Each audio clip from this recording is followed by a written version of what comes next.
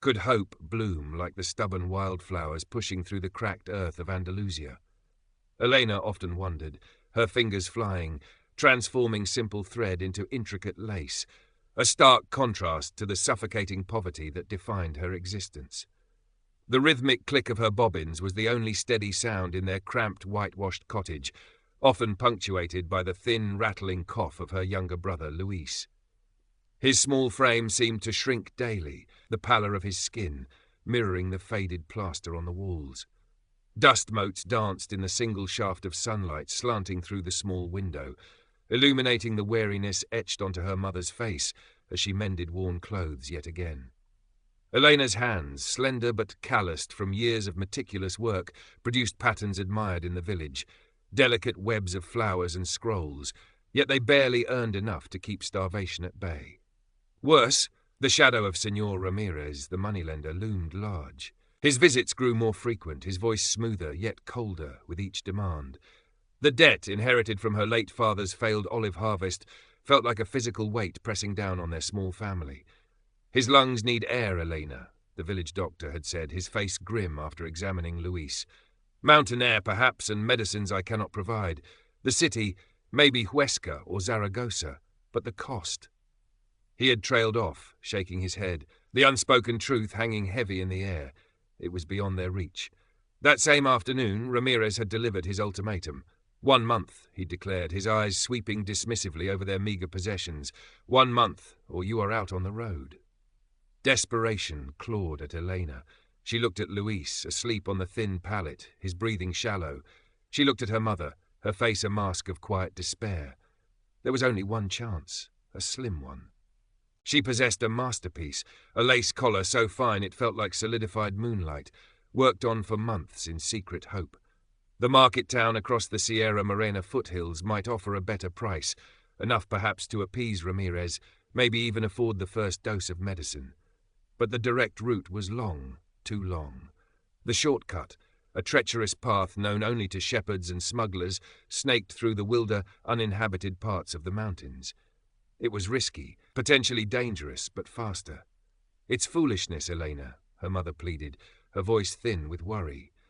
Those hills, they say strange things happen there. Stick to the road.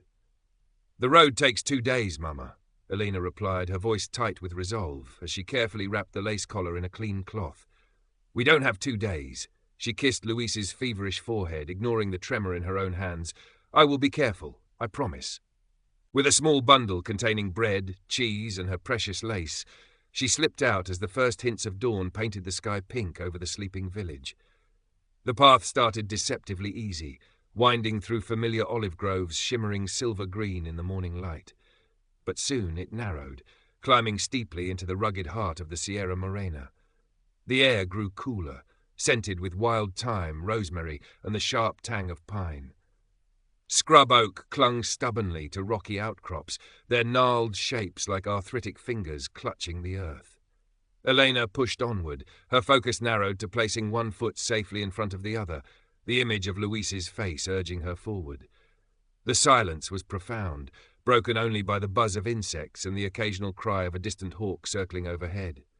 By late afternoon, the sky, which had been a brilliant, unforgiving blue, began to bruise with grey. The wind picked up, whispering through the pines like an ancient warning. Elena shivered, pulling her thin shawl tighter. She should have reached the descent by now, but the landmarks seemed unfamiliar, twisted. A chilling realization crept over her. She was lost. Panic fluttered in her chest, cold and sharp.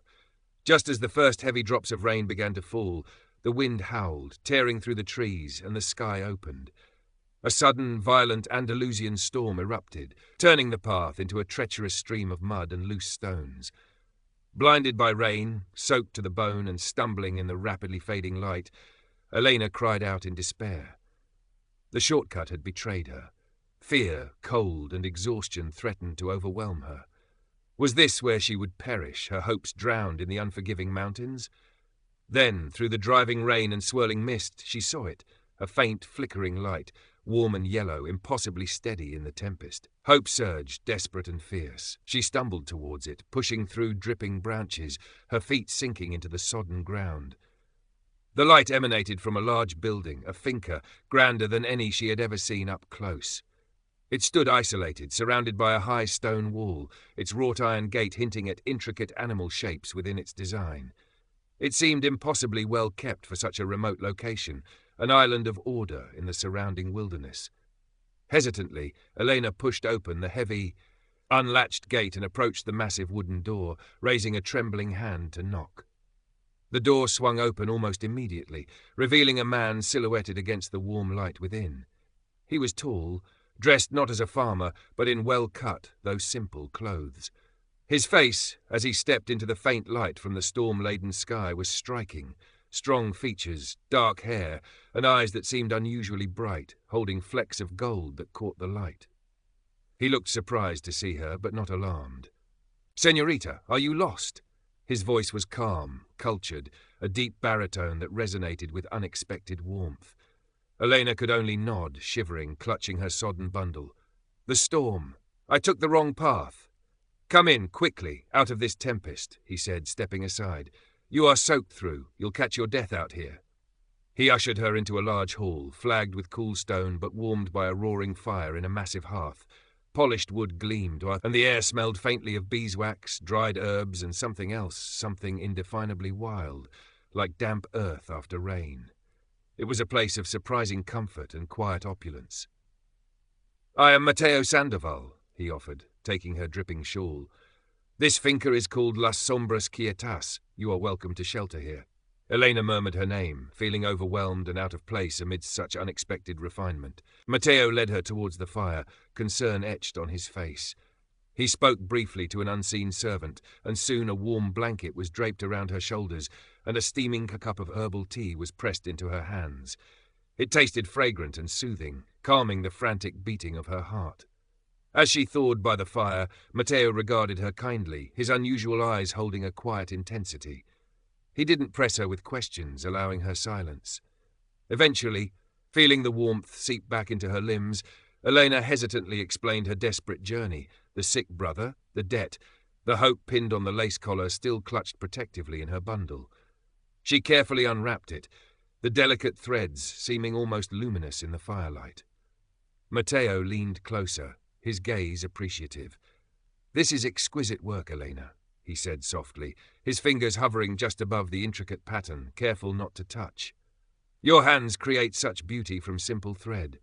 He looked from the lace to her face, a thoughtful expression in his eyes. "Fate brings strange encounters in these mountains." He paused, then spoke decisively. "I find myself in need of lace such as this. For my home, perhaps gifts. It is difficult to find artistry of this quality." He named a sum, a figure so generous it made Elena gasp. It was more than enough.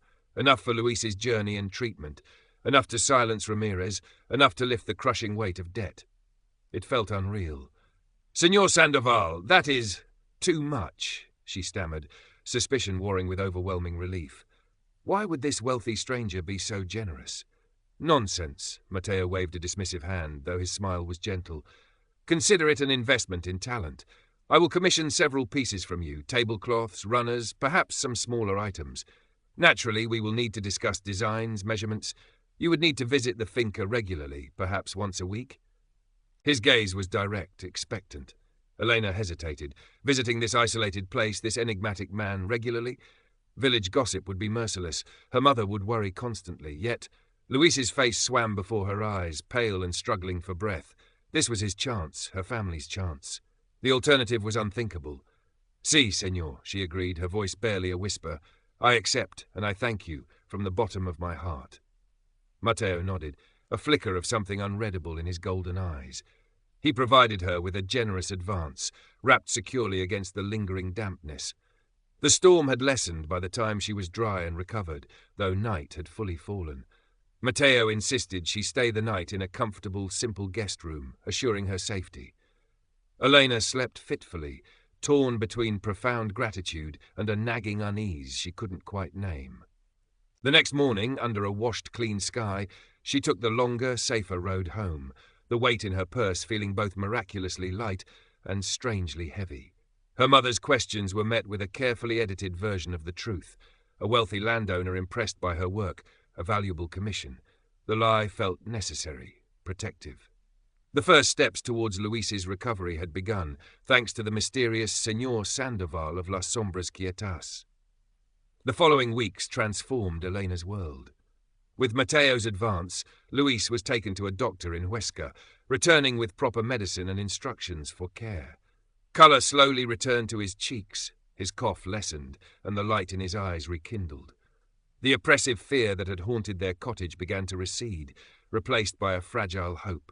Señor Ramirez was paid, his smug expression turning briefly sour before he retreated, his power broken. Elena worked tirelessly on Mateo's commissions, her bobbins clicking with renewed purpose, fueled by a deep, burgeoning gratitude. Her weekly visits to Las Sombras Quietas became a strange ritual.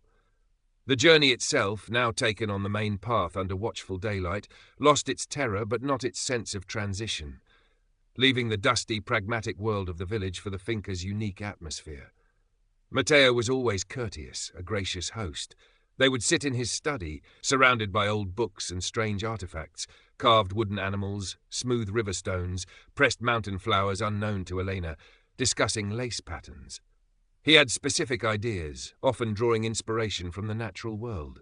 The curve of a hawk's wing, the intricate structure of a pine cone, the spiral of a snail shell. He spoke little of himself or his past, deflecting personal questions gently but firmly.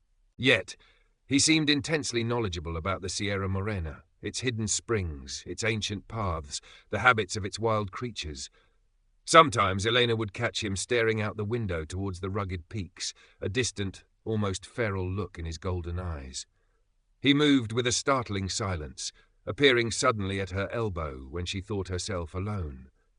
He seemed to have an uncanny rapport with the animals around the finca. Birds didn't startle at his approach, and once Elena was sure she saw a wildcat watching him calmly from the edge of the woods, unafraid. Despite these oddities, Elena found herself increasingly drawn to the finca's quiet comfort and Mateo's intriguing presence. It was an escape from the drudgery of her life, a place of beauty and stimulating conversation. She began to look forward to the visits, lingering longer than necessary over tea, sharing stories of Luis's progress, feeling Mateo's genuine interest. A complex knot of emotions tied her to him, overwhelming gratitude, a growing fascination bordering on attraction, and that persistent, low thrum of unease, like a hidden current beneath a calm surface. Village tongues began to wag, fueled by the family's sudden turn in fortune and Elena's regular trips to the isolated finca. Whispers followed her through the narrow streets. Her mother fretted, her brow furrowed with worry lines Elena's newfound security couldn't erase. Guilt gnawed at Elena. Was she neglecting her duties? Was she becoming too comfortable in Mateo's world, forgetting her own? After several months, with Luis significantly stronger and the commissions nearing completion, Elena knew she had to reduce her visits. She explained her decision to Mateo one afternoon, stumbling over the words, reluctant to break the connection, yet feeling the societal pressure. He listened quietly, his expression unreadable for a moment. Then, he nodded slowly. I understand, Elena. The world outside these walls has its demands. A shadow seemed to pass over his features, but I would ask one final favour, one last visit. There is a particular night tied to the turning of the season, next week when the moon is full. Indulge an old man's whim, a farewell meal to celebrate the completion of your beautiful work and to thank you properly. He named the specific night. His request felt strangely urgent, almost pleading beneath the polite phrasing. Torn, but feeling indebted, Elena agreed. One last visit. The day of the final visit arrived, bathed in the soft gold of late autumn. A knot of apprehension tightened in Elena's stomach as she set out, the completed lace pieces carefully packed. The air was crisp, carrying the scent of wood smoke and decaying leaves. As she neared the point where the path curved towards the hidden finca, a figure emerged suddenly from behind a massive, ancient cork oak, its bark thick and deeply fissured like an old man's skin. He was tall and gaunt, dressed in rough burlap, his wild grey hair and beard tangled like Spanish moss. He leaned heavily on a gnarled staff, and his eyes, unsettlingly bright in his weathered face, fixed on Elena. He looked like a hermit, one of the solitary figures rumoured to haunt the deepest parts of the Sierra. You go to Las Sombras Quietas, he stated, his voice raspy like stones grinding together. It wasn't a question. Elena startled, pulling her shawl tighter. "Si, senor. I have business there." The hermit stepped closer, his presence radiating an unnerving energy, primal and untamed. "Business with the master of the finca? Mateo Sandoval?" He spat the name as if it were poison. "Listen to me, girl. He is not what he seems. He is not man." Fear, cold and immediate, prickled Elena's skin. What do you mean?" "He is ancient," the hermit hissed, his eyes burning. "A spirit of these mountains, bound to this place, a lynx, old and hungry. Did you never wonder at his eyes, his silence, his knowledge of the wild? Tonight, under the full moon, his power waxes. He means to take his payment for his generosity, girl. Your warmth, your life force, woven into his own essence. He will consume you."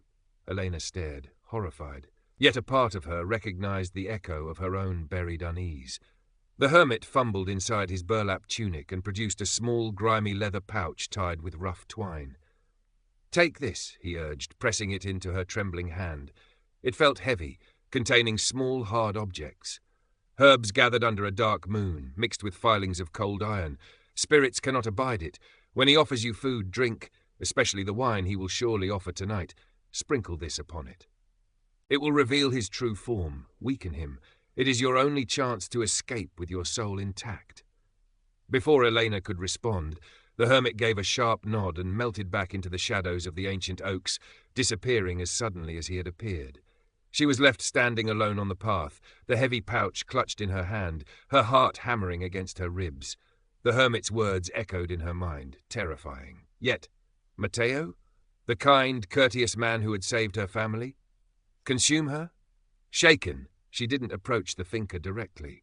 Instead, driven by a desperate need to know, she circled around, finding a vantage point behind a cluster of rocks overlooking the gardens as dusk deepened and the full moon began to rise, painting the landscape in ethereal silver. She watched the house, her breath held tight. She saw no monstrous transformation. But then Mateo emerged into the moonlit garden. He moved with a fluid grace that was almost inhuman, silent as a shadow. He paused beneath an old olive tree, tilting his head as if listening to something she couldn't hear. A pair of owls hooted nearby, and he seemed to acknowledge them with a subtle nod. A small fox trotted boldly across the lawn, stopping near him without fear before vanishing into the shrubs. He was part of this wild place, intrinsically connected in a way no ordinary man could be. The hermit's warning wasn't entirely baseless. He was different. Fear warred with confusion as Elena finally approached the finca's gate, the hermit's pouch feeling like a burning coal in her hand. Should she flee? But where? Back to the village, to the poverty they had only just escaped? And what if the hermit was lying, a madman, or worse, something malicious itself? Mateo had shown her nothing but kindness, life-altering, family-saving kindness. Taking a deep breath, she pushed open the gate and walked towards the now open door, where Mateo stood waiting, bathed in the warm glow from within. He smiled, but his eyes held an unusual intensity tonight, an expectant energy that made Elena's skin prickle anew. "Elena, welcome," he said, his voice smoother than usual. Come in. Everything is prepared." He led her not to the study, but to a smaller dining room she hadn't seen before. A table was set for two, gleaming with polished silver and crystal. A simple but elegant meal was laid out: roasted vegetables, crusty bread, local cheese, and a decanter of dark red wine glinting in the candlelight. The atmosphere felt charged, intimate, and deeply unsettling.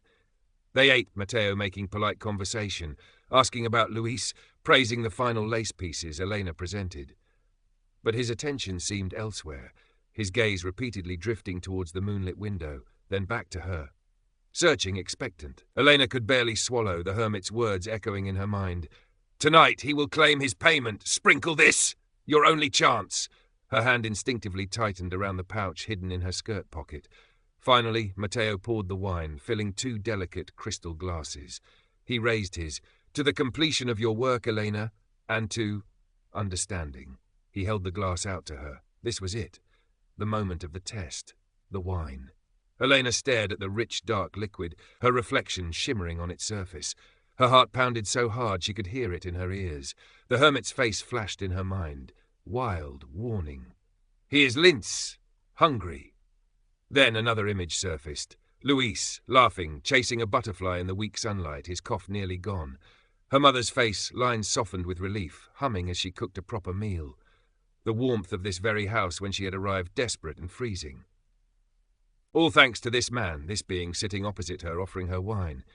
He had saved them. His kindness had been tangible, real, undeniable. The hermit offered only fear and a violent solution based on suspicion. Matteo offered what? Danger, or simply himself, whatever that meant. Gratitude, heavy and profound, settled in her soul, outweighing the fear. It was a debt freely given, and it demanded acknowledgement, trust, even in the face of the unknown, the potentially perilous.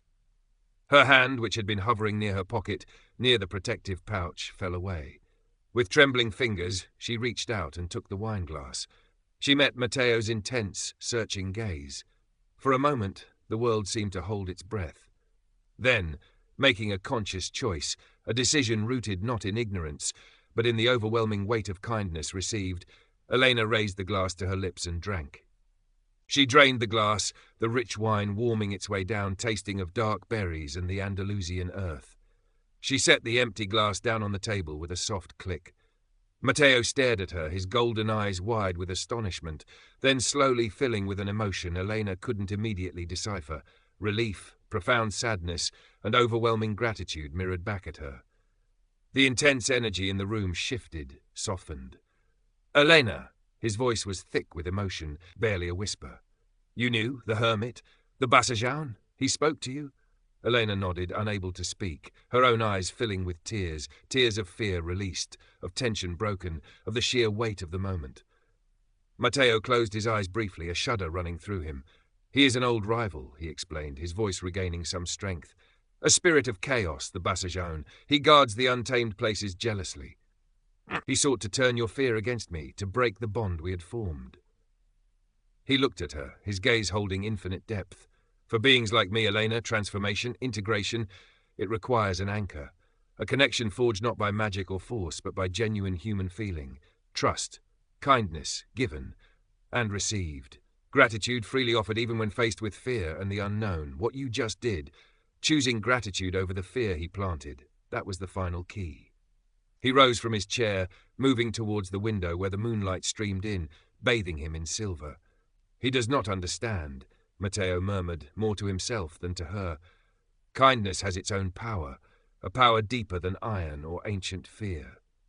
As Elena watched, breathless, the air around Matteo began to shimmer, vibrating with contained energy. A low tremor ran through the floorboards, rattling the crystal glasses on the table. The light in the room intensified, focusing on him, his form blurred, shifting, elongating. It wasn't monstrous, not terrifying as the Bassajaun had warned. Instead, he seemed to coalesce into pure energy, resolving into the shape of a large, magnificent Iberian lynx, its coat patterned like moonlight and shadow, its eyes burning with intelligent golden light. It radiated power, but also a profound sense of peace, of belonging. The lynx figure held her gaze for a long moment, a look of deep acknowledgement, perhaps farewell. Then, with a final, silent nod, it turned and seemed to dissolve into the moonlight, fading like mist into the landscape outside the window. A sudden wave of dizziness washed over Elena. The room spun, the candlelight flickering wildly. She reached out, grasping the edge of the table, then darkness claimed her. When she awoke, she was lying not in the dining room, but outside, on a patch of soft moss beneath the ancient cork oak where she had met the Bassajaun. Dawn was breaking, painting the eastern sky with soft hues of rose and gold. The air was cool and clean. She sat up, disoriented. Looking towards where the finca had stood, she saw only ruins, crumbling stone walls overgrown with ivy, the roof caved in, the grand gate rusted and hanging off its hinges. It looked as if it had been abandoned for centuries, reclaimed by the wild Sierra. Had it all been a dream? Then she saw it, nestled in the moss beside her hand. A single, perfect white flower, like none she had ever seen before, its petals translucent as fine lace, emitting a faint, silvery glow. It hadn't been there before. It was real. All of it. Clutching the flower, Lena slowly rose to her feet and began the long walk home. Life settled into a new rhythm back in the village. The crushing weight of poverty was gone, replaced by a modest security. Luis, sustained by proper food and the lingering effects of the city medicine, grew stronger, his laughter echoing more freely in their small cottage. Elena continued her lace-making, her fingers moving with their customary skill, but now imbued with a new inspiration. Strange, beautiful patterns flowed from her bobbins, echoing the intricate designs of nature she had discussed with Matteo. The fractal geometry of ferns, the spiral galaxies of snail shells, the subtle tracery of moonlight on leaves. Her work gained a unique quality, sought after not just for its technical perfection, but for its captivating, almost otherworldly beauty. She never spoke of Matteo Sandoval or the true events at Las Sombras Quietas. To her mother and the village, the story remained simple, a generous patron whose commissions had saved them. The decaying ruins glimpsed from the higher paths were dismissed as remnants of some long-forgotten noble family. But Elena knew. She kept the single white flower pressed carefully within the pages of her mother's old prayer book. Sometimes, late at night, she would take it out, its faint luminescence a tangible reminder of her choice and its consequence. She never returned to the ruins, but occasionally, when walking the familiar paths near the foothills, she would feel it, a subtle sense of being watched, not with menace, but with a quiet, protective presence. Small tokens of good fortune seemed to follow her family, a lost tool reappearing inexplicably on their doorstep, a blight that ravaged neighbouring olive trees miraculously sparing their small plot, a sudden abundance of wild herbs growing near their cottage. Elena understood. The lynx spirit, anchored and transformed through her act of gratitude, had become a guardian, bound to the land, its benevolence subtly touching the lives of those who had shown kindness. Her reward wasn't grand wealth or status, but something quieter, more profound, the enduring health of her brother, the security of her family, the flowering of her own artistry, and the quiet knowledge that she had faced the unknown, listened to her heart's measure of gratitude, and played a part in the subtle magic that still lingered in the wild heart of the Sierra Morena. The world might forget Matteo Sandoval, but Elena would always remember the man, the spirit, and the choice she made, a choice woven like the finest lace from threads of fear